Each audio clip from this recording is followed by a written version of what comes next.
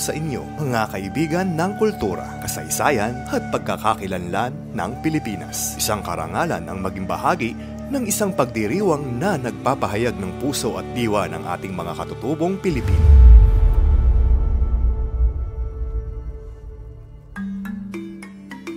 Ang Dayaw Festival 2025. Mula October 7 hanggang October 9, naganap ang isang makulay at makabuluhang pagtitipon sa probinsya ng Negros Occidental.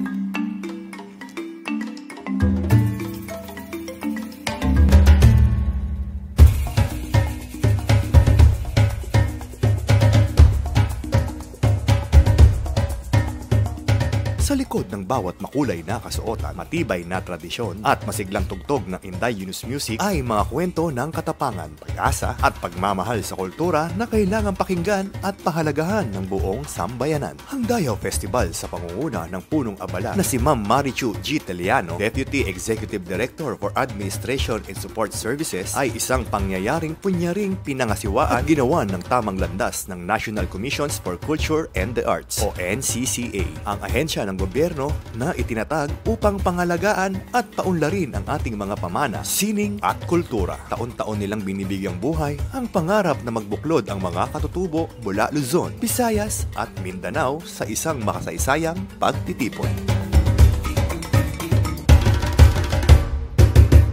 Sa unang araw ng selebrasyon sa Baguio City, isinagawa ang isang engrandeng pambungad na puno ng makukulay na parada. Pinagdiwang dito ang kahusayan ng mga katutubo sa sining ng pananamit at tradisyonal na sayaw. Ito ay hindi lamang palabas. Ito ay paggunita sa kanilang mga ninuno at pagtataguyod ng kultura bilang salamin ng pagkatao. Sa bawat hakbang, bawat indak ng katawan, bawat salin ng awitin ay buhay na pahayag ng kanilang pinagmulan. Ang mga kasuotang kanilang isinusuot ay nagmula sa mga hibla ng tradisyon, pananampalataya at pagmamahalan na pinagbubuklod ng bawat henerasyon. Dito rin binigyang diin ng mga tagapangulo mula sa NCCA at mga indigenous peoples communities ang kahalagahan ng pagkakaisa at pagmamalasakit upang mapanatili ang kultura sa gitna ng makabagong panahon. Kasabay ng unang seremonya sa Baguio City ay sabay namang binuksan din ang cultural exhibit sa SM Bacolod kung saan ay ibinida ang iba't ibang likha ng mga katutubo mula sa pananamit, dekorasyon at iba pa.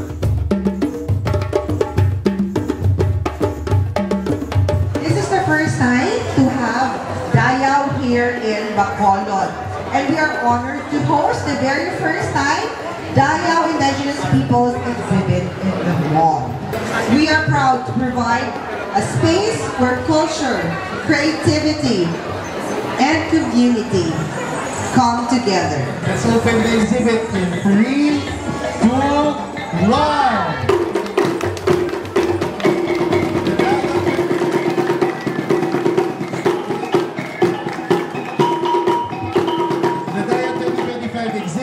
Officially open. Nagpatuloy ang pagdiriwang sa Don Salvador Benedicto, isa sa mga pinakamagandang lugar sa Negros Occidental, na kilala bilang Little Baguio ng Negros. Dito, nahalina ang mga dumalo sa natural na ganda ng paligid at ang malalim na kaugnayan ng mga katutubo sa kalikasan. Dito ay malugod na sinalubong at binigyan ng masasaya at malalaking ngiti ng mga katutubo ng lugar ang bawat panauhing dumating sa pamamagitan ng mga inihaing pagkain at mainit na pakikipagkamay sa bawat kalahok. Ang pagdiriwang ay sinamahan ng mga mahahalagang talakayan hinggil sa mga problemang kinahaharap ng mga indigenous peoples tulad ng di pagkakaroon ng sapat na pondo upang maisaayos ang mga proyektong pang-edukasyon, kalusugan at pangangalaga ng kanilang mga lupang ninunong. Ang bawat cluster mula sa iba't ibang bahagi ng bansa ay binigyan ng pagkakataon para makapagsalita at magbahagi ng kanilang mga nakasanayang gawain, mga paraan sa pagtataguyod ng karapatan at kultura ng kanilang mga lugar. Sa pagkakataong ito, naging malinaw ang kahalagahan ng pagsuporta at pagkakaisa upang matugunan ang mga suliranin sapagkat ang pinagmulan ng kultura ay mula sa kalikasan na hindi mapaghihiwalay. Maliban sa Don Salvador Benedicto, ay dinala rin ang ibang kalahok ng Dayaw Festival sa iba't ibang bahagi ng Negros Occidental kung saan naroroon ang mga katutubo ng probinsya. Sa madaling salita ay dinala mismo ang Dayaw sa maliliit na pamayanan ng Negros.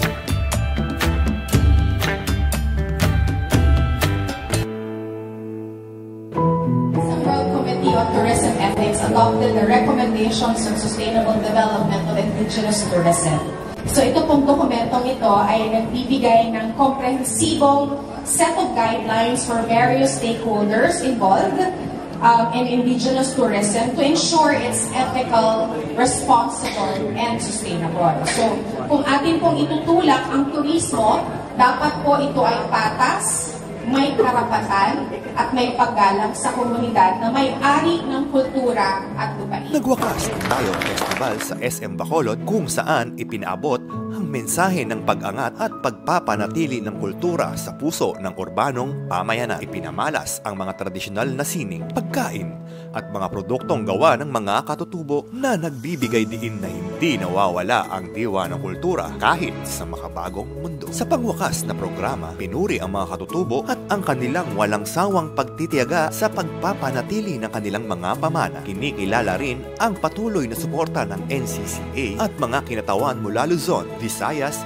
at Mindanao upang mas mapalawak ang pagkakaunawaan at pagmamahal sa kultura ng mga indigenous people. Hindi sapat na ang kultura ay maging bahagi lamang ng selebrasyon, kundi ito ay dapat itanim sa puso ng bawat Pilipino bilang bahagi ng pagkakakilanlan at pagkatao. Ang kultura ng mga katutubo ay isang buhay na sining, kabuuan ng kanilang paniniwala, tradisyon at paraan ng pamumuhay na sumasalamin sa respeto sa kalikasan, isa't isa at sa Diyos. Ang NCCA ay nananatiling matatag na katuwang ng mga katutubo sa pagtataguyod ng kultura, di lamang bilang tagapag-ayos ng mga programa, kundi bilang tagapagtaguyod ng mga karapatan, edukasyon at mga oportunidad na makakatulong sa kanilang mga komunidad. Sa bawat pasasalamat at pagkilala, hinihikayat natin ang buong bansa na maging bahagi ng pagbabago, isang pagbabago na may pangunawa at malasakit upang ang kanilang kultura ay manatiling buhay at umunlad. Pinangunahan ng mga lider at matagal ng tagapagtanggol ng katutubong sining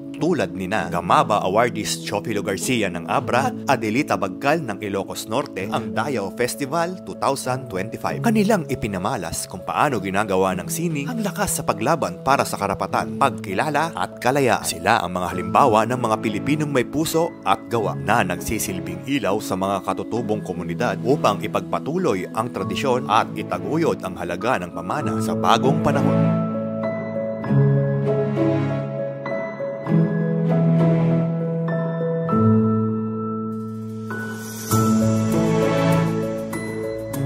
Hindi maikakaila ang mga hamon na kinakaharap ng ating mga katutubo, kakulangan sa edukasyon sa mga liblib na lugar, limitadong serbisyong pangkalusuk at ang patuloy na pagtanggi ng iba sa kanilang karapatan sa lupa. Ngunit sa kabila nito, lumalakas ang kanilang boses sa iba't ibang plataforma, mula sa mga dokumentaryo hanggang sa mga kampanya sa social media na naglalayong ipakita ang tunay nilang kalagayan, mga tagumpay at laban.